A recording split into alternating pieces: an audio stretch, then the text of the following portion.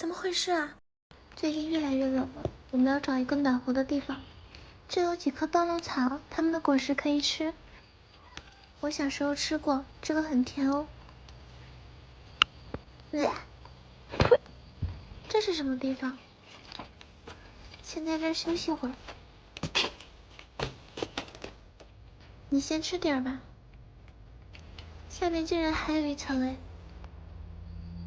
我也做点东西吃。只剩这么点了。今天做个荷叶粥，拿去吧。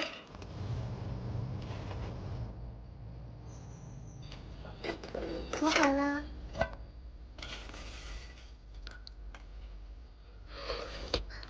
等待你。吃好了，走吧。这怎么有只猫？怎么回事啊？太可怜了。给你找个安静的地方吧。你下辈子一定会幸福的。这个可以当煎锅。